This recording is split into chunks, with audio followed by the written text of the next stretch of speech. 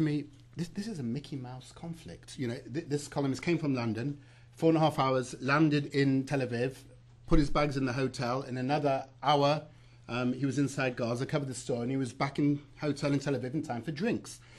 You know, that ability, that access, that ability to cover a conflict from the comfort of your hotel room in Tel Aviv, I think is pretty unique, and the access is absolutely right. David, I thought you asked such a good question. You asked the question, is anybody else... We are unique. First of all, there's no tolerance around the world, in the free world, for war at all. You have to understand that. So we're an incredible disadvantage right away. Number two, there's no understanding of what Islamic extremism is, this imperative to kill and be killed, and therefore the challenge for Israel. And there's no democracy like Israel surrounded by a sea of tyrannies with effective propaganda machines and lots of money. We are in a unique position that we maintain an astonishingly free press. It's an incredible badge of honor for Israel, and it's a terrible handicap. It's a handicap we willingly grapple with as a democracy, but we are in a uniquely difficult position, and that requires a real strategic effort at a formal official level, which, as I've said before, simply doesn't happen. We're going to have to wrap things up now and get to our last subject. Our next panel is going to be about Iran. Are we headed for a doomsday scenario? And we seem to be losing the media war, many people would say, as far as Iran is concerned. It's going nuclear now, and we can already feel the contempt that Israel will face if it does decide to attack Iran. Is this just another one of Israel's lost media battles, or is there still something that we can do about it? I disagree that we're losing the media war. Public opinion in the United States and in Europe, there is a massive agreement that Iran is a threat not just to Israel, but to the whole world, that Iran uses proxies in order to commit terror.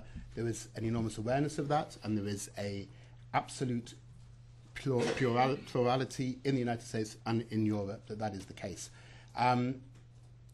Now is, without a shadow of a doubt, the time that that argument has to be made. Now is the time either for the strictest possible sanctions or alternatives which absolutely nobody wants to be thinking about. David. Yeah, I mean, I think that there's a danger of a fait accompli mindset, which your question even sort of played into a little bit. Iran is going nuclear now. We've come to terms with that. We're reconciled to that. I certainly don't think that Israel is reconciled to it. I'd like to think that the international community isn't reconciled to it. I think that the threat, as Marcus said, is we're in the front line and we're the canary in the coal mine and all those expressions. But Iran is rapacious territorially and ideologically. They're seeking missile capabilities to reach the United States. They've already got Europe within range. I certainly think that there is a need to articulate the scale of the danger in which I think Israel can play a role. I think Israel wisely has not wanted to be on the forefront of the struggle against Iran, but I don't think that struggle is over. And I think all of us in Israel, beyond that, all of us in the free world, have an acute, incomparable interest in Iran not going nuclear, because these are terrible people who believe that this world is some kind of antechamber.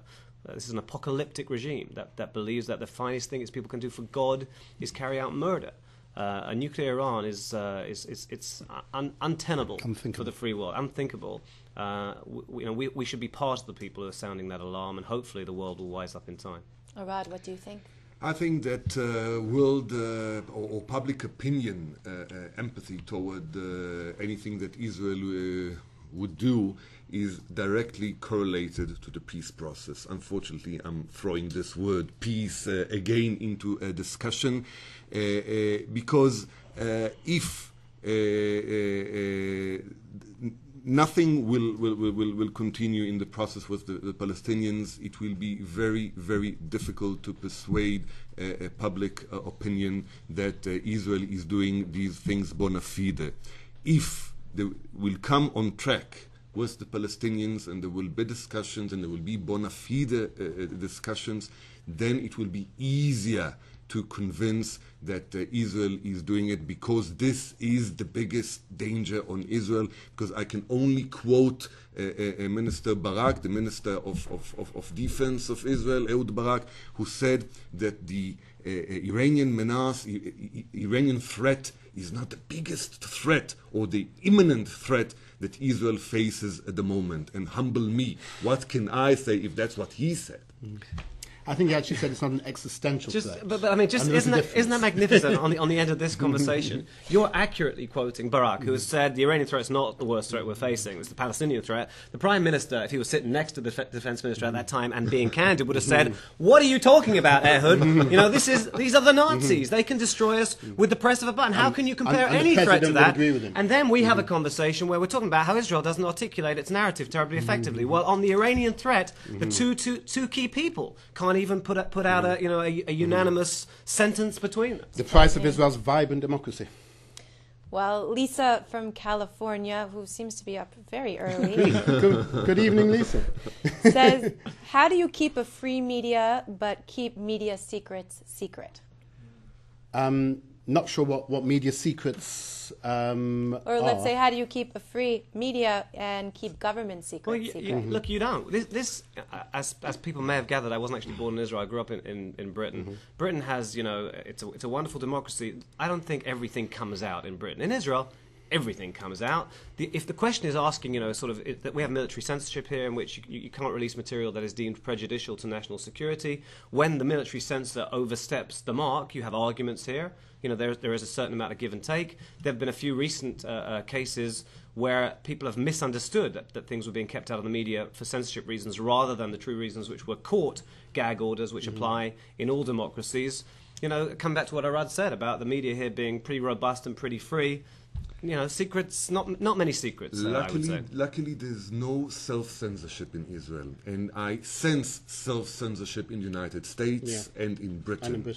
But can't you over-criticize sometimes? We can over-criticize, and we over-criticize, and I hope we'll be able to over-criticize for as long as I and my kids and my great children live.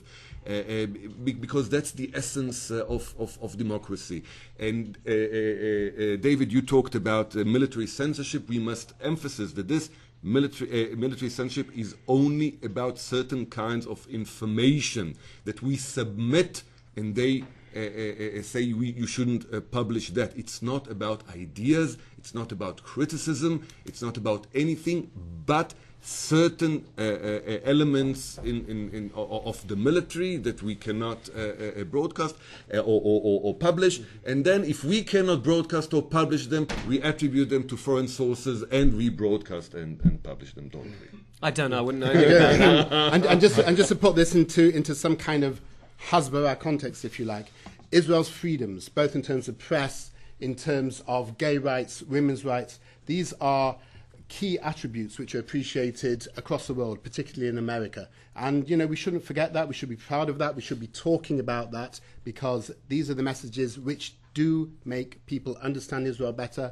and have warmer feelings towards Israel. Amen. I think that's a great way to end this panel. I would like to thank my panelists for coming in. Arad Nir, head of the Foreign News Desk and international commentator at Channel 2 News, David Horowitz, editor-in-chief of the Jerusalem Post, and Marcus Sheff, executive director of the Israel office of the Israel Project. Thank you. To find out more about the topics discussed here today, log on to our website at leadel.net and send us an email at live@leadel.net. I'd also like to give a special thanks to the European Jewish Congress and its president, Moshe Kantor, for making this broadcast possible. Until next time, I'm Leah Stern from the Interdisciplinary Center in Herzliya, Israel. Have a powerful day.